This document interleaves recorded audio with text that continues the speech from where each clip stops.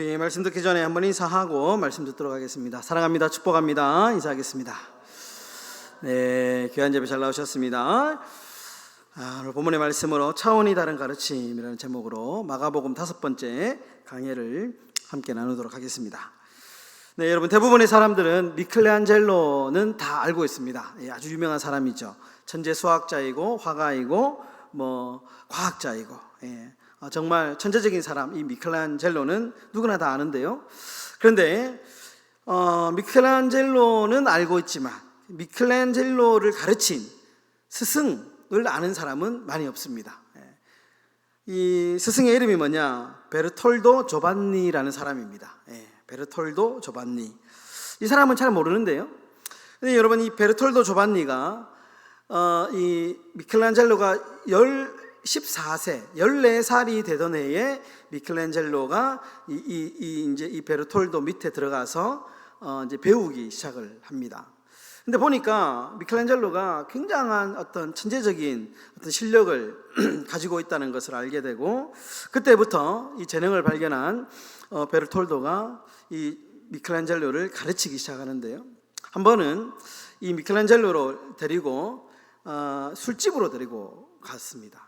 술집에 가니까요, 나체의 여인을 조각한 이제 여인의 이 조각상이 딱 있는 겁니다. 그리고 그 조각상을 이제 보여주고 난 뒤에 그 다음 날에는 성당으로 갑니다. 그래서 성당의 그 아름다운 성모상을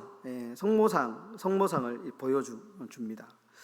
그리고 이제 미켈란젤로에게 이 스승 베르톨도가 묻습니다. 너는 어떤 조각을 하고 싶으냐? 어제 그 술집에서 본 조각상이냐? 아니면 오늘 본 성당에 있는 성모 마리아의 상이냐? 이렇게 이제 질문을 했다는 거죠. 그러자 이제 미켈란젤로가 하는 말이, 저는 하나님을 위해서 저의 재능과 열정을 사용하겠습니다. 이 말을 무려 3번이나 묻고 대답을 들었다고 합니다. 참 훌륭한 스승이죠. 미켈란젤로가 정말 이 재능을 제대로 발휘할 수 있었던 것은 이 베르톨도와 같은 정말 아주 훌륭한 스승이 있었기 때문에 미켈란젤로와 같은 훌륭한 그런 천재적인 미술가가 탄생을 한 것이죠. 여러분, 과거나 현재나 세상에는 탁월하게 잘 가르치는 선생님이 있습니다. 그래서 학생의 입장에서 어떤 선생님을 만나느냐에 따라서 인생이 바뀌죠. 여러분, 이제 그런 말이 있잖아요. 일타 강사 들어보셨습니까? 이 서울 강남에 가면 일타 강사가 있답니다. 그 일타 강사에게 이제 그 가르침을 받기 위해 가지고 정말 몇백 대 일, 몇천 대 일을 뚫고 이제 가르침을 받기 위해서 그만큼 경쟁이 뛰어나답니다. 근데 그 선생님에게 강의를 잘 들으면 원하는 대학을 갈 수 있다. 그래서 일타 강사들이 연봉이요, 수십억, 수백억 번답니다. 그러니까 좋은 선생을 만나면 그 학생에게는 굉장한 복이죠. 여러분, 오늘 마가복음은 마가가 썼습니다. 예수님의 제자였던 이 마가가 이 마가복음이라고 하는 이 성경을 썼는데요. 이 마가복음의 저자인 마가는 오늘 말씀에서 이 예수님이야말로 정말 잘 가르치는 일타 강사, 예수님이야말로 정말 세상과 다른 탁월한 가르침을 가지고 있는 분이시다, 이렇게 말씀을 합니다. 22절인데요 22절에 보시면 이렇게 말씀하죠. 그럼 다 같이 한번 읽어보겠습니다. 무사람이 그의 교훈에 놀라니 이는 그가 가르치는 것이 권위 있는 자와 같고 서기관들과 같지 아니함일러라. 그러니까 예수님이 가르침은 일반 서기관, 그 당시에도 성경을 가르치는, 율법을 가르치는 학자들이 참 많이 있었는데 그 사람들과는 너무나도 다른 정말 탁월한 가르침을 하고 있었다. 최고의 선생님이었다. 마가 그렇게 이제 이야기를 하는데요.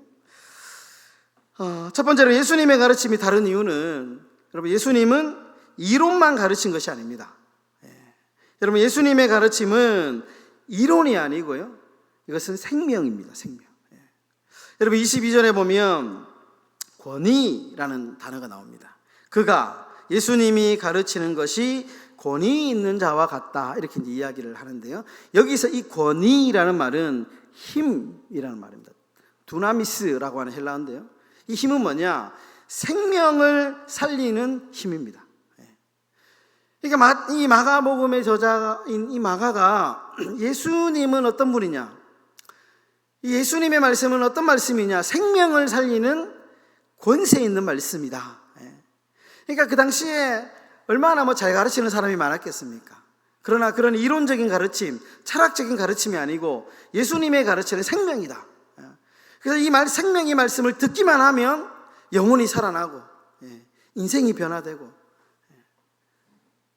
그 영혼이 정말 어둠의 권세에서 죄의 속박에서 풀어지는 은혜를 경험하게 된다라는 것을 마가복음이 우리에게 강조하고 있는 것이죠.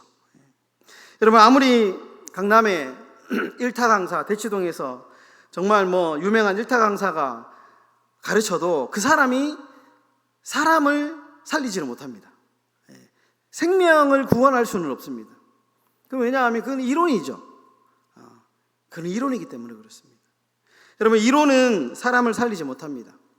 그런데 예수님의 가르침은 단순한 학문이나 이론이나 단순한 가르침이 아니라 사람을 살리는 생명 자체인 줄 믿습니다.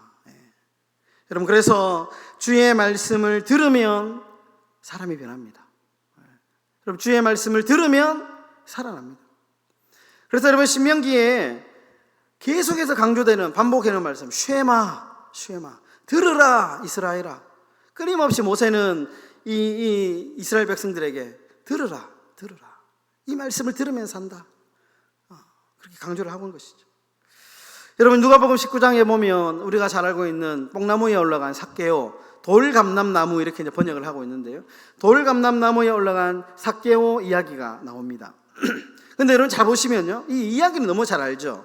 근데 이 구조를 잘 보면 삭개오가 이 뽕나무, 돌감람나무 위에 올라가기 전과 그리고 올라간 후의 삭개오가 전혀 다릅니다. 전혀 다르죠. 올라가기 전에, 예수님을 만나기 전에 삭개오는 욕심이 가득한 사람입니다. 불의한 일을 저지르면서 돈을 벌고, 사람보다는 돈을 더 좋아했다. 그러니까 그렇게 죄를 지으면서 살았던 사람이죠.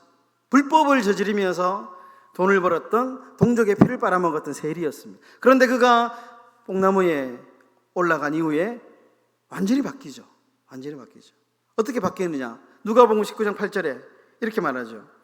삭개오가 서서 주께 여짜오되 주여 보시옵소서, 내 소유의 절반을 가난한 자들에게 주겠사오며 만일 누구의 것을 빼앗은 일이 있으면 내 갑절이나 갚겠나이다.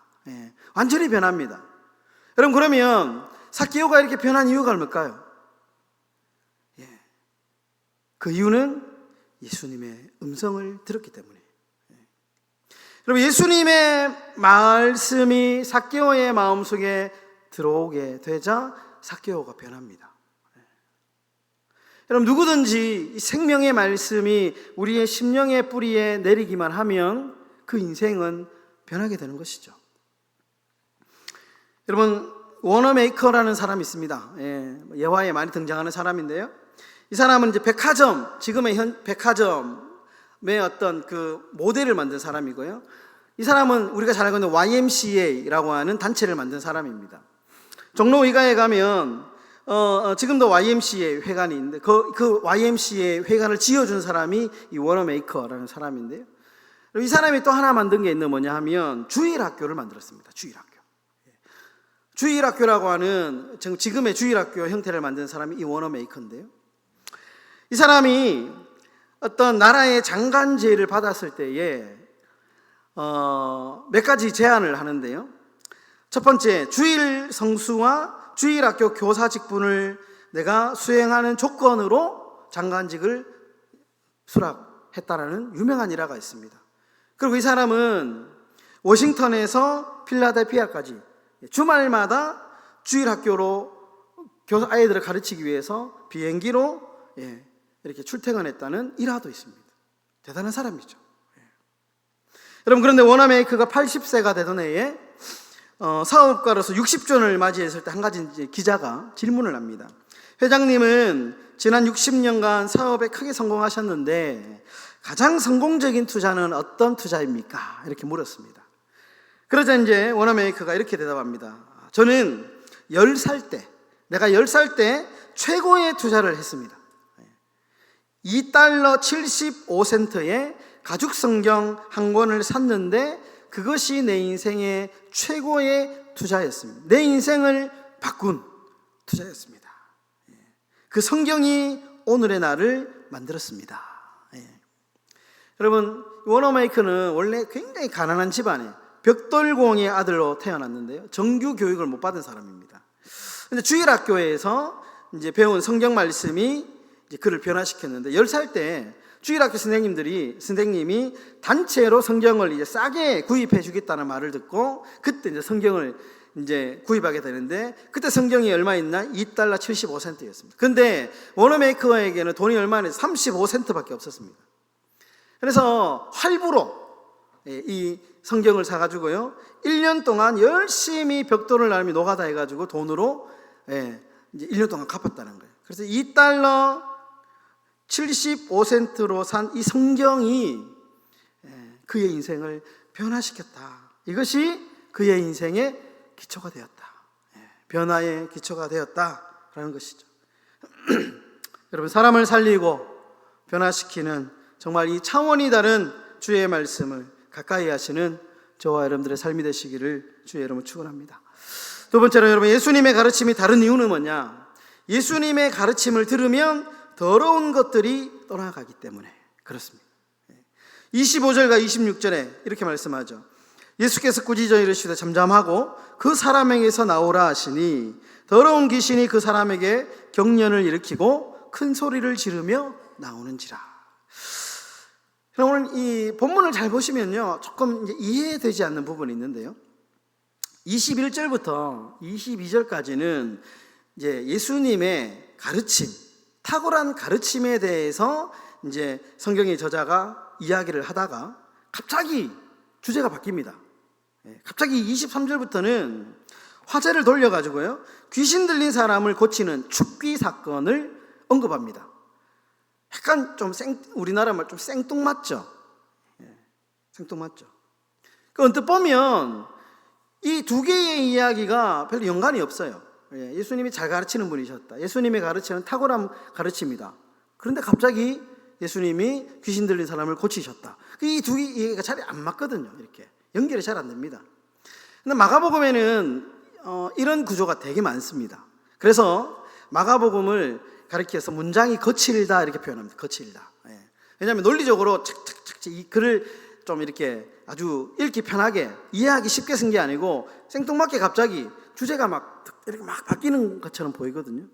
근데 이게 마가가 이 성경을 글을 못 써서 이런 게 아니고요, 저자의 의도가 있습니다. 이렇게 배치를 한 의도가 있습니다. 의도가. 결론적으로 말씀드리면 왜 이렇게 서로 다른 주제인 것 같은데 왜 이렇게 썼느냐?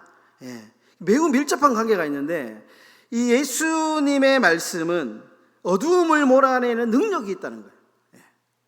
그래서 예수님의 말씀은 가르침은 탁월하다, 세상의 가르침과 다르다 해놓고 귀신을 쫓아내는 이야기를 통해서 예수님의 가르침은, 하나님의 말씀은 어두움의 권세를 몰아내는 능력이 있다라는 것을 이렇게 연결해서, 마가복음에 이런 구조가 되게 많습니다.